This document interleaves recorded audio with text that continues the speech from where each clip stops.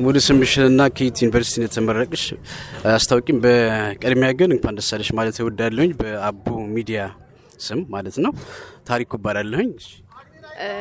አሚን እንኳን አብራ ደረሰን። ስሜ በእምነት ኃይሉ ይባላል።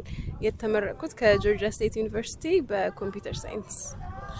እሺ፣ እንዴት አገኘሽው የዛሬውን የሽልማት ስነ ስርዓት? ምን ይመስል ነበረ? ምን ስሜት ፈጠረብሽ? በጣም ደስ ይል ነበረ። ከድሮ ትንሽ ለየት ይል ነበረ። በጣም ደስ ይላል። ብዙም ልጆች ስለነበሩ በጣም ስለደመቀ አሪፍ ነበር። ደስ ይላል። እንደ በዚህ አጋጣሚ እየተማርሽ በዛ ላይ ደግሞ በአገልግሎትም ነበርሽ አይደለም? እንዴት አስኬድሽው? ሌሎች ልጆች እንደው መልእክት እንድታስተላልፊ ነው በዚህ አጋጣሚ ማድረግ ይቻላል የሚለውን ነገር። አዎ ማድረግ ይቻላል። ትንሽ ይከብዳል፣ አልዋሽም፣ ትንሽ ይከብዳል። ግን ያው ፍላጎቱ እስካለ ድረስና ልብ ከፈቀደ ድረስ everything is possible። ስለምፈልግና ልጆቹን ማስተማር ልቤ ስለፈቀደ ለነሱም ሰዓት ሰጥቼ ለትምህርቴም ሰዓት ሰጥቼ እንግዲህ እዚህ ደርሻለሁ። እግዚአብሔር ይመስገን። ቤተክርስቲያን ውስጥ እንደው እንዲህ አይነት የምርቃት ፕሮግራም ማድረጉ ለሌሎች ተማሪዎች የሚያስተላልፈው መልእክትና ከቀጣይነቱ አንጻርስ የምታስተላልፍ መልእክት አለ?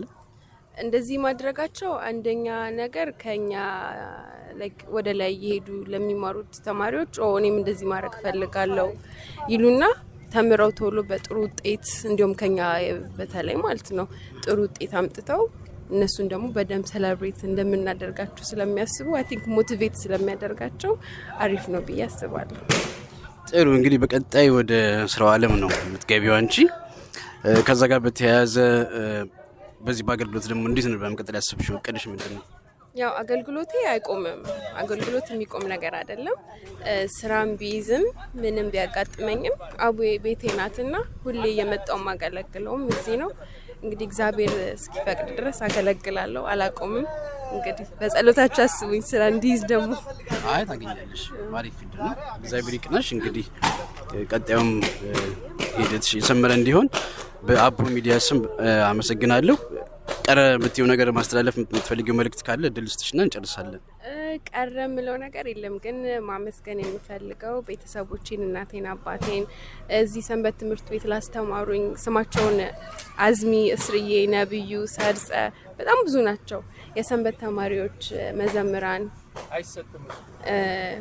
እነሱን ማመስገን እፈልጋለሁ። እነሱ እያጠነከሩ እየመከሩ እዚህ ባያደርሱ ኖሮ እዚህ ደረጃ አልደርስም ነበርና እነሱን ማመስገን እፈልጋለሁ። በድጋሚ በጣም አመሰግናለሁ። ጊዜ ስትልኝ እሺ ና ሳቲ እሺ ቴንክ ዩ። በድጋሚ እንኳን ደስ አለ። እስኪ ለአቦ ሚዲያ ለምናሰራው ዘገባ ለኢንተርቪው ፈቃደኛ በመሆነ በጣም አመሰግናለሁ። እንኳን ደስ አለ በድጋሚ። እስኪ ሙሉ ስምህንና የተመረክበት ትምህርት ቤት? ስሜ ዲያቆን ብስራት ካሳሁን እባላለሁ። የተማርኩበትና የተመረኩበት ትምህርት ቤት ስቶን ማውንቴን ሃይ ስኩል ይባላል። እሺ፣ እንዴት ነበረ የዛሬው የሽልማት አሰጣጥ ስነ ስርዓት እንዲሁም ለእናንተ የተዘጋጀው ፕሮግራም እዚህ እንዴት አገኘኸው? በእውነቱ በጣም ነበር ደስ የሚለው። ተማሪዎችን አንድ ላይ ሰብስቦ መሸለም፣ ውጤታቸውን ለሌሎች ትውልድም አርአያ እንዲሆኑ መሸለም ጥሩ ነው ብዬ አስባለሁ። ሌላው በጣም ቆንጆ ንግግር ነበር ያደረግከው። እንዴት ነው ያን ዝግጅት ለዛ ስፒች ያደረግከው ዝግጅት ምን ይመስል ነበር? እንዴት ነበር ጽሁፉን የሰራኸው? በእውነቱ ምንም አልተዘጋጀም ነበር። ባለቀ ሰዓት ጠዋት ለቅዳሴ ስመጣ ነበር የነገሩኝና የተወሰነ ሰዓት በቁርባን ሰዓት የተወሰነ ነው እያሰብኩ የጻፍኩት እና ብዙም ሳልዘጋጅ ነበር ያቀረብኩት። ግን እንደዛም ሆኖ ጥሩ ነበር፣ መጥፎ አይደለም። ቆንጆ ስፒች ነበር። እንደው በቀጣይስ አንተ ባለፍክበት ሂደት አሁን ላሉ ከስር ካሉ ለሚመጡ ልጆች ደግሞ ምን ማድረግ ይቻላል? በአገልግሎት መሆንህ ከትምህርት ጋር ምን የጠቀመህ ነገር አለ በተለየ? ለወደፊት ትውልድ አሁን እኛ በጥሩ ሁኔታ ስንመረቅ እኛ ጥሩ ለነሱ አርአያ እንሆናቸዋለን። እኛን እያዩ የተሻለ ከኛም የበለጠ ለመሆን ይጥራሉ ማለት ነው። ግን እኛ በትክክል ባንመረቅ ምናምን ከኛ ምንም ስለማይማሩ መጥፎ ትውልድ ላለመሆን ለነሱ አርአያ ለመሆን በጥሩ ሁኔታ ተነሳስተን እንደዚህ። መልካም፣ እንግዲህ ቀጣይ ወደ ኮሌጅና ዩኒቨርሲቲ ትምህርት ነው የምትገባውና ምንድነው እቅድህ? በአገልግሎት እንዴት ለማስኬድ ነው ሐሳብህ? ያው አገልግሎቱን በሳምንት አንድ ቀን ስለሆነ የምማረውም ደግሞ ከሰኞ እስከ ዓርብ ስለሆነ ጊዜ ስለሆነኝ ቅርብም ስለሆነ የተመላለስኩ ለመማር ነው ያሰብኩት እና አገልግሎትም ደግሞ እሁድ እየመጣሁ ሁሌ ለማገልገል ፈቃደኛ ነኝ።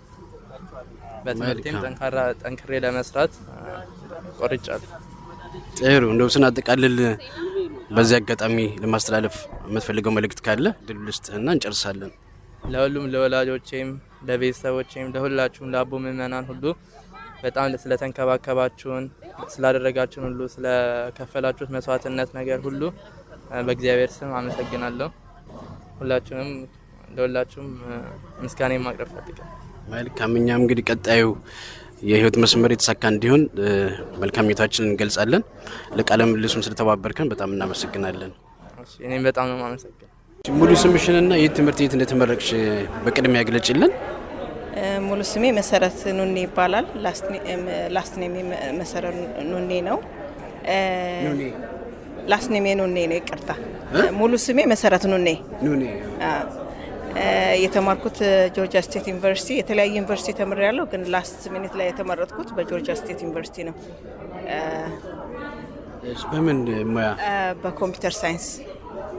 እንዴት ነበረ ሲነገር ያንቺ በጣም በተለየ ሁኔታ ነው ያሳለፍሽውና እስኪ እንደው ባንቺ አንደበት እንስማውና የትምህርት ሂደትሽ ምን ይመስል ነበረ? የኔ ያው ጆርኒ መጀመሪያ ከጀመርኩኝ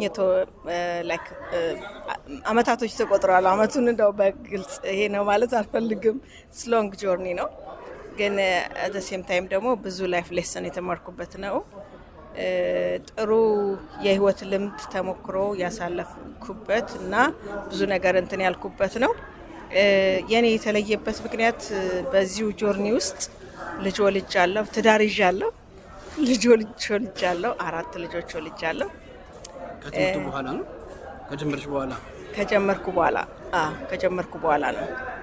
ከጀመርኩ በኋላ ነው ትዳር ያስኩት።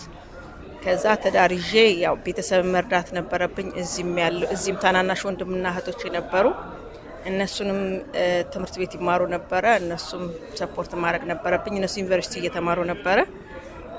እንደገና ደግሞ ኢትዮጵያም ቤተሰብ መርዳት ነበረብኝ እና በመሀል ያው እንትኑን እየቀነስኩኝ 1 2 እያልኩኝ ወስድበት ጊዜ ብዙ ነገሮች ነበሩ።